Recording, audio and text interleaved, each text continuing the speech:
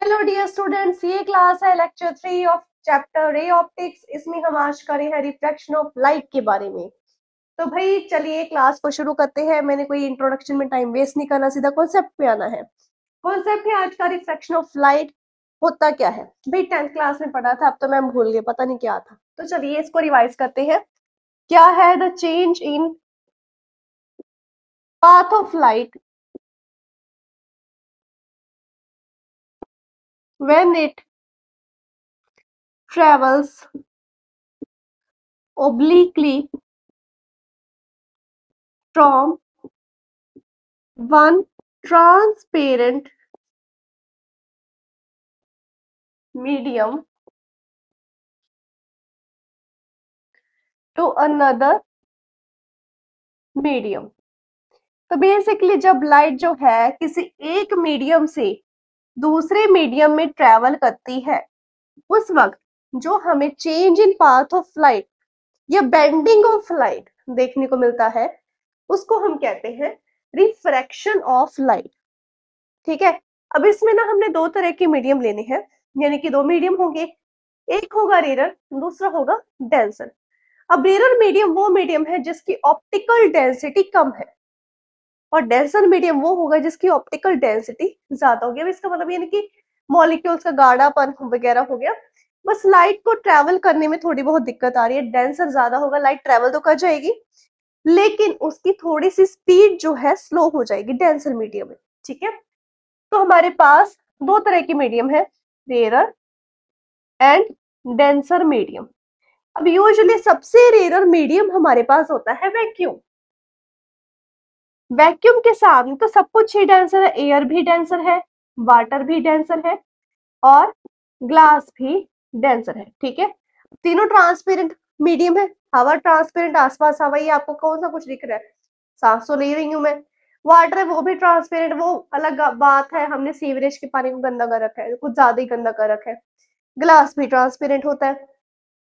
फिर इससे थोड़ा सा अगर आगे आए तो एयर भी हमारे पास रेयर मीडियम है in terms of water and glass. यानी कि वाटर और ग्लास के सामने एयर क्या है, रेयर है, क्योंकि उसकी ऑप्टिकल डेंसिटी कम है। वाटर और ग्लास की ऑप्टिकल डेंसिटी हमेशा ही ज्यादा होती है। Then comes water. Water rare medium है अगर उसके सामने ग्लास रख दिया जाए। तो ग्लास के सामने ग्लास रखोगे तो कोई चेंज नहीं आएगा, क्योंकि दोनों ही सेम मीडियम है, दोनों ही डेंसर हो गए, राइट। लेकिन वाटर की अगर वाटर भी अब दो तरह के, ठीक है, एक सी वाटर है और एक है हमारे पास रिवर वाटर। सी वाटर की डेंसिटी ज्यादा होती है क्योंकि उसके अंदर ज्यादा सॉल्ट और ज्यादा मिनरल्स डिजॉल्व है। रिवर वाटर के अंदर सॉल्ट डिजॉल्व नहीं है, मिनरल्स होते हैं पर सी वाटर से कम होते हैं। तो सी वाटर की डेंसिटी ज्यादा होगी, रिवर वाटर की कम होगी। अगर हम सी वाटर के सामने डिस्टिल्ड वाटर रख दें, बहुत फर्क पड़ेगा। सी वाटर की डेंसिटी बहुत, हाँ बहुत भी नहीं, थोड़ी ज्यादा ही होगी as compare to distilled water. लेकिन ग्लास को ग्लास के सामने रखोगे तो कोई चेंज ऑफ मीडियम नहीं आएगा, क्योंकि दोनों ही डेंसर हैं। ठीक है। अब हम क्या कुछ केसेस ले रहे हैं। मान लीजिए हमारे पास यहाँ पर रेयर मीडियम है और यहाँ पर डेंसर मीडियम है। इसको हमने कह दिया नंबर 1, इसको हमने कह दिया नंबर 2। अब यहाँ पर मान लीजिए एयर है, यहाँ पर मान लीजिए वाटर है। जैसे ही कोई इंसिडेंट रे ऑफ लाइट यहाँ से ट्रेवल करेगी, तो जैसे हमने रिफ्लेक्शन ऑफ लाइट में पढ़ा था कि जैसे इंसिडेंट रे किसी रिफ्लेक्टिंग मीडियम के सरफेस पे फॉल होती है, वहीं पे एक नॉर्मल ड्रॉ हो जाता है, राइट। वैसे ही इसमें होगा, जैसे इंसिडेंट रे किसी मीडियम पर फॉल होगी, मीडियम के सरफेस पे फॉल होगी, एक नॉर्मल यहाँ पर अपने आप हम क्या है कंस्ट्रक्ट कर लेंगे। वैसे रियल लाइफ में नॉर्मल ड्रॉ नहीं होता, बट हम क्या है कंस्ट्रक्ट करेंगे। ठीक है। तो ये जो है, ये हमारे पास एयर है, ये वाटर है, ये रेयर मीडियम है, ये डेंसर मीडियम है। जैसे ही लाइट रेयर मीडियम से डेंसर मीडियम में ट्रेवल करेगी, it will bend towards the normal. तो मैं काफी बेंड करके दिखाई हूँ ताकि आपको क्लियरली दिख जाए। ये एंगल ऑफ इंसिडेंस बन गया विद द नॉर्मल, ये angle of refraction, r is angle of refraction, ये बन गया है। अब यहाँ पर रिफ्लेक्शन के जो लॉस है पहले ही वायलेट हो गए हैं। ध्यान से देखो, एंगल ऑफ इंसिडेंस जो है बड़ा आ रहा है एंगल ऑफ रिफ्रैक्शन से। भी सामने देख के ही पता लग रहा है, क्योंकि जो लाइट है अगर तो स्ट्रेट जाती है ऐसे, अगर तो ऐसे ही जाती फिर तो दोनों एंगल सेम थे, लेकिन ये तो बेंड होगी टुवर्ड्स द नॉर्मल। जब ये बेंड होगी है तो जो एंगल ऑफ इंसिडेंस है वो बड़ा हो जाएगा एंगल ऑफ रिफ्रैक्शन से। वहीं अगर हमारे पास रे ऑफ लाइट डेंसर मीडियम से आ जाए और रेयर मीडियम में ट्रेवल कर जाए, यानी कि यहाँ पर क्या है, ग्लास है और यहाँ पर वाटर है। मान लीजिए आप पानी के अंदर है, ऊपर एक ग्लास की लेयर है, ठीक है, कोई मूवी का सीन चल रहा है और उसके ऊपर कोई आदमी है, कोई साइकोपैथ है, वो लेजर मार रहा है, ठीक है। तो यहाँ से इंसिडेंट रे ऑफ लाइट आ रही है, इसको मीडियम 1 का नाम दे दो, इसको मीडियम 2 का नाम दे दो। इंसिडेंट रे ऑफ लाइट आएगी तो ग्लास और वाटर का जो ये कॉम्बिनेशन है, यानी कि जो सरफेस है, ये ऊपर वाला सारा हिस्सा ग्लास का, नीचे वाला सारा हिस्सा पानी का है, इसके अंदर जो ये सरफेस आ गया जहां से ये दोनों मीडियम अलग हो रहे हैं, उस पॉइंट पे नॉर्मल ड्रॉ हुआ और जैसे ही हुआ वहां से क्या है, लाइट जो है बेंड कर जाएगी अवे फ्रॉम नॉर्मल। इसको अच्छे से बनाते हैं, ये बेंड कर जाएगी अवे फ्रॉम नॉर्मल। तो ये होता है एंगल ऑफ इंसिडेंस, ये हो जाएगा एंगल ऑफ रिफ्रैक्शन। अब इस केस में ये क्लियर है कि एंगल ऑफ रिफ्रैक्शन जो है बड़ा हो जाएगा एंगल ऑफ इंसिडेंस से। डेंसर टू रेयर ट्रेवल करेगी तो एंगल ऑफ रिफ्रैक्शन बड़ा होगा, रेयर टू डेंसर ट्रेवल करेगी तो एंगल ऑफ रिफ्रैक्शन छोटा हो जाएगा। अब तीसरा केस है, चाहे रेयर ले लो चाहे डेंसर ले लो, कोई मर्जी मीडियम ले लो, अगर आपके पास incident ray of light perpendicular to the medium आ रही है इस तरह से, यानी कि जहां पे नॉर्मल होना था वहीं पे आपने incident ray of light fall करवा दी, तो नॉर्मल की जगह पे ही इंसिडेंट रे ऑफ लाइट बन रही है, यानी कि एंगल ऑफ इंसिडेंस ही नहीं बन पा रहा, वो 0 है। तो यहाँ पे कोई बेंडिंग नहीं होगी, नो रिफ्रैक्शन, और ये ऐसे सीधी जो है ट्रेवल कर जाएगी। तो यहाँ पर जो इंसिडेंट रे परपेंडिकुलर टू क्या आ जाएगी, मीडियम आ जाएगी। तो यहाँ पर एंगल ऑफ इंसिडेंस भी 0 हो जाएगा और एंगल ऑफ रिफ्रैक्शन भी जो है 0 हो जाएगा। डन। ये होता है रिफ्रैक्शन ऑफ लाइट, इतना सा सिंपल है। ये सब चीजें तो हम 10th क्लास में पढ़ चुके हैं। एक चीज हम और पढ़ चुके हैं, वो है laws of refraction, laws of refraction. ये भी हमने 10th क्लास में पढ़ा था। 10th क्लास में छोड़ो, अब तो ये 8th क्लास को भी आ जाता है, बच्चों को 7th में या 8th क्लास में करवा देते हैं और बच्चे इसको बड़े इंटरेस्ट से कर भी लेते हैं, मजा आता है उनको ये सब टॉपिक्स करने में, आसान ही है। क्या है, पहला तो ये है कि द इंसिडेंट रे, मैं तो शॉर्ट में लिखूंगी, इंसिडेंट रे, रिफ्रैक्टेड रे and normal all lie in the same plane। तीनों को जो है सेम प्लेन में लाई करें। अगर एक्स वाई की बात हो रही है तो एक्स वाई में है, वाई जेड प्लेन की बात है तो वाई जेड में है, जेड एक्स प्लेन की बात है तो जेड एक्स में है। Second law, the second law is all about Snell's law. Snell's law के अकॉर्डिंग हमारे पास है, स्नेल्स लॉ, इसके अकॉर्डिंग हमारे पास क्या है, जो भी रिफ्रैक्टिव इंडेक्स आएगा of medium 2 with respect to 1, वो आएगा sine i over sine r. अब इसको मैं डिटेल में अभी समझाती हूँ इसको क्लियर करके। Now let us talk about refractive index होता क्या है।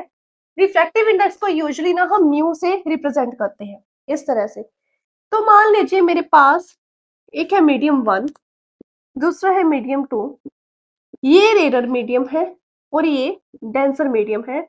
आपको क्लियरली पता है कि अगर इंसिडेंट रे ऑफ लाइट इस तरह से आएगी, यहाँ पर हमने क्या नॉर्मल ड्रॉ कर देना है और वो बेंड होगी टुवर्ड्स से नॉर्मल, ये एंगल ऑफ इंसिडेंस बन जाएगा, ये एंगल ऑफ रिफ्रैक्शन बनेगा। जाना इसको ऐसे चाहिए था लेकिन गई वो इस तरह से। डन, यही चीज हमने अभी पढ़ी है। अब जो रिफ्रैक्टिव इंडेक्स है, मान लीजिए हमने of medium 2 with respect to 1 लेना है या फिर सिंपली रिफ्रैक्टिव इंडेक्स लेना है, बस इतना समझो कि आपके पास अर्थ है, अर्थ के आसपास एटमॉस्फेयर है, सन से रेज ऑफ लाइट आ रही हैं, वो क्या करेंगे, जैसे ही कोई रे ऑफ लाइट आएगी, ये एक बाहर वैक्यूम है, यहाँ पर एयर है, तो ये रेयर मीडियम हो गया, ये डेंसर मीडियम हो गया। तो जब यहाँ पर आएगी तो यहाँ पे हम एक नॉर्मल ड्रॉ कर देंगे, तो क्या होगी, ये रिफ्रैक्ट होके बेंड करेगी टुवार्ड्स दी नॉर्मल इस तरह से, और इस तरह से जो है हमें यहाँ पर लाइट बेंड होके दिखेगी। ये होता है रिफ्रैक्शन ऑफ लाइट। तो यहीं से मैं रिफ्रैक्टिव इंडेक्स निकाल रही हूँ। रिफ्रैक्टिव इंडेक्स जिसको म्यू से डिनोट करते हैं, it is the ratio of speed of light in vacuum to the speed of light in medium। ये हमारे पास होता है बेटा जी रिफ्रैक्टिव इंडेक्स। मींस जब लाइट वैक्यूम में थी उस वक्त इसकी स्पीड क्या थी, और जैसे ही वो रिफ्रैक्ट होके एयर में एंटर होगी तब इसकी स्पीड क्या है लाइट की। तो इसको हम सिंपली लिखेंगे, speed of light in vacuum हमारे पास सी होता है, तो इसको यहाँ पे सी लिख दो। Speed of light in medium, medium को हम बी ले लेंगे इस तरह से। डन, इतना क्लियर हुआ। तो हमें पता है, आपने क्लास 11 में वेव्स एंड ऑसिलेशंस चैप्टर पढ़ा होगा, उसमें हमने किया था कि जो फ्रीक्वेंसी ऑफ लाइट होती है वो हमारे पास होती है c upon lambda. Means speed की जो लाइट है इन वैक्यूम अपॉन उसकी वेवलेंथ। तो यहाँ से आप स्पीड ऑफ लाइट निकाल सकते हो लैम्डा इनटू न्यू। अब जो लाइट वैक्यूम से एटमॉस्फेयर में एंटर हो रही है, वाटर में एंटर हो रही है, ग्लास में एंटर हो रही है, उसकी फ्रीक्वेंसी कभी चेंज नहीं होती, उसकी हमेशा वेवलेंथ चेंज होगी। ठीक है, क्यों? क्योंकि ऑप्टिकल डेंसिटी में चेंज आ रहा है। इसको आप lambda in vacuum times frequency upon lambda in medium times frequency लिख सकते हो। फ्रीक्वेंसी से फ्रीक्वेंसी कैंसिल, तो म्यू की पहले तो ये वैल्यू आई, एक वैल्यू ये आई है lambda in vacuum. Mean speed जो वेवलेंथ ऑफ लाइट है in vacuum, ratio of wavelength of light in vacuum to the ratio of wavelength of light in medium. ठीक है, लैम्डा वैक्यूम क्या है, wavelength of light in vacuum, और lambda medium है wavelength of light in medium. Clear, इतना आप समझ में आया? ये हमारे पास होता है रिफ्रैक्टिव इंडेक्स। अब मान लीजिए आपने ये जो है ये सन वगैरह किसी भी चीज का कैलकुलेट नहीं करना, इसको निकाल दो। आपको तो इसका कैलकुलेट करना है कि आपके पास यहाँ पे एयर है, यहाँ पे वाटर है, और लाइट बेंड हो गई, इसका रिफ्रैक्टिव इंडेक्स निकालो। आपने निकालना है refractive index of medium 2 with respect to medium 1। क्या करोगे इसमें? आप ले लोगे speed of light in medium 1 to the speed of light in medium 2। अगर आपको वेवलेंथ गिवन नहीं है, स्पीड गिवन होगी। स्पीड गिवन नहीं है तो कोई एक स्पीड गिवन होगी, एक आपको म्यू गिवन होगा, रिफ्रैक्टिव इंडेक्स गिवन होगा मीडियम का, बस उससे जो है आप निकालोगे। अब ये जो 2 इंटू 1 आया, 2 1 आया, कैसे आया? देखो लाइट जो है मीडियम 1 से ट्रेवल होके 2 में चली गई, रिफ्रैक्टिव इंडेक्स ऑफ मीडियम 2 में एंटर हो चुकी है। कहां से आई है? 1 से आई है। तो जैसे ही हमने कहेंगे कि 2 में एंटर होगी तो 2 को नीचे लिखेंगे, जहां से आई उसको ऊपर लिखेंगे। ऐसे करके जो अगर मैं स्नेल्स लॉ अप्लाई करना चाहूंगी तो जहां से आई है वहां से साइन का एंगल ले लूंगी, साइन आई, और जिसमें एंटर हुई है यानी कि रिफ्रैक्ट हुई है, यहाँ पे जो एंगल बने साइन आर, उसकी इक्वल आ जाएगी। ये हमारे पास होता है स्नेल्स लॉ। डन, इतना क्लियर हुआ? अब ये जो चीज है इसके बेसिस पे हमें कॉज ऑफ रिफ्रैक्शन पता लगेगी। देखिए, अगर आपके पास स्पीड ऑफ लाइट ज्यादा है in the first medium as compare to speed of light in second medium, means आपके पास जो है रेयर टू डेंसर जा रही है light, speed of light rare medium में ज्यादा होगी, डेंसर मीडियम में कम होगी। तो ऑब्वियसली न्यूमिनेटर बड़ा है डिनोमिनेटर से, तो जो रिफ्रैक्टिव इंडेक्स है ग्रेटर देन 1 आ जाएगा। अगर स्पीड ऑफ लाइट कम हो जाए फर्स्ट मीडियम में as compare to the second medium, means denser to rare जा रही है, जब डेंसर में जाएगी लाइट, डेंसर में है तो उस वक्त उसकी स्पीड कम थी, लेकिन जब एकदम से रेयर में हुई, रिफ्रैक्ट होने के बाद रेयर मीडियम में गई, अवे फ्रॉम नॉर्मल गई, उस वक्त जो है उसकी स्पीड जो है बढ़ जाएगी लाइट की। तो ऐसे केस में डिनोमिनेटर बड़ा आ रहा है न्यूमिनेटर से, जब ये होगा तो हमारे पास जो रिफ्रैक्टिव इंडेक्स है लेस देन 1 आ जाएगा। अगर दोनों ही इक्वल हो गए, मान लो V1 इक्वल टू V2, कैसा वाला केस था उसमें, मेरे ख्याल से incident ray of light normal थी, कोई चेंज इन पाथ नहीं आया, या फिर दो ग्लास के ऊपर ग्लास रखा हुआ है, वाटर के साथ वाटर का रिलेशन है, एयर के साथ एयर का रिलेशन है, तो मान लीजिए दोनों सेम आ गया, तो आपके पास जो रिफ्रैक्टिव इंडेक्स है वो इक्वल टू 1 आ जाएगा। बस ये 3 केसेस इसमें हमने कर दिए हैं, कॉज ऑफ रिफ्रैक्शन डन है। अब हम करेंगे प्रिंसिपल ऑफ रिवर्सिबिलिटी। अब हम समझेंगे प्रिंसिपल ऑफ रिवर्सिबिलिटी के बारे में। एक छोटा सा आर्टिकल है पर एग्जाम पॉइंट ऑफ व्यू के लिए काफी इंपॉर्टेंट है। इसमें आपने क्या करना है, एक रेयर मीडियम लेना है और एक डेंसर मीडियम लेना है। हमें पता है कि जैसे ही incident ray of light rare medium से डेंसर मीडियम में ट्रेवल करेगी, it will bend towards the normal. जाना इसको ऐसे चाहिए था, लेकिन ये इस तरह बेंड हो गई, तो यहाँ पर इंसिडेंट एंगल ऑफ इंसिडेंस आ गया है और यहाँ पर हमारे पास एंगल ऑफ रिफ्रैक्शन आ गया है। इसको आप मीडियम 1 और इसको मीडियम 2 ले सकते हो, या आप इसको एयर और यहाँ पर वाटर या ग्लास कुछ भी ले सकते हो, ये आपकी इच्छा है, कुछ भी ले लो। आपको हो सकता है कंडीशन गिवन हो कि आपने प्रिंसिपल ऑफ रिवर्सिबिलिटी को प्रूव करना है और आपको दो मीडियम दिए गए हैं, एयर और ग्लास या एयर और वाटर या वाटर और ग्लास, जिसमें आपको इसको प्रूव करके दिखाना है।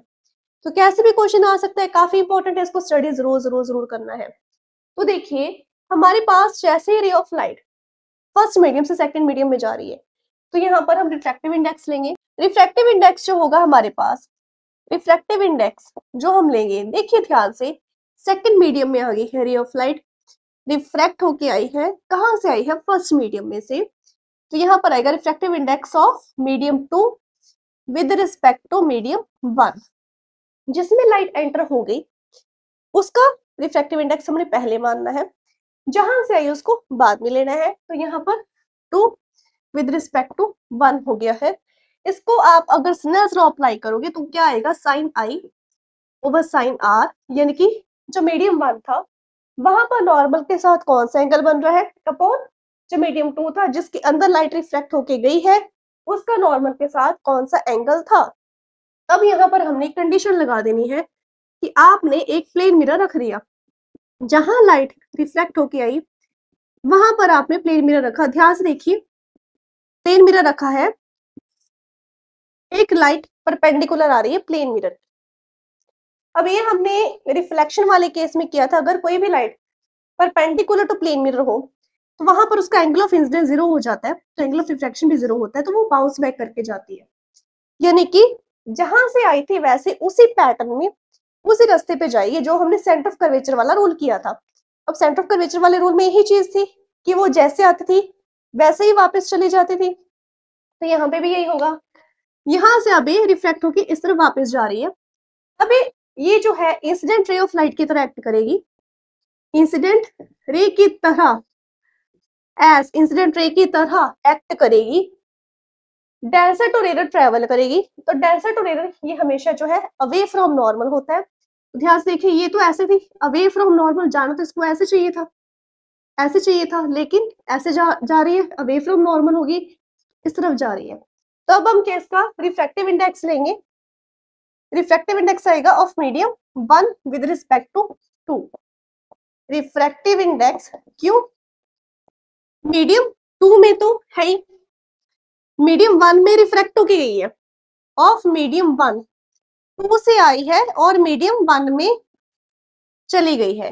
तो यहाँ पर देखो साइन, देखो जिस मीडियम से आई रे ऑफ लाइट उसका एंगल विद नॉर्मल क्या था, साइन आर, साइन के साथ आर लगेगा, और जिस मीडियम में चली गई उस मीडियम में उसका नॉर्मल के साथ कौन सा एंगल है, साइन आई। अब दोनों को मल्टीप्लाई कर दो, इसको इक्वेशन नंबर 1 कह दो, इसको इक्वेशन नंबर 2 कर दो, multiply equation number 1 and 2, we get, what do we get, mu 2 1 into left hand side पे हमारे पास ये चीज है, राइट हैंड साइड पे है sine i over sine r into sine r over sine i, दोनों को आप कैंसिल कर दोगे तो आपके पास जो है refractive index of medium 2 and refractive index of medium 1 के इक्वल आ गया।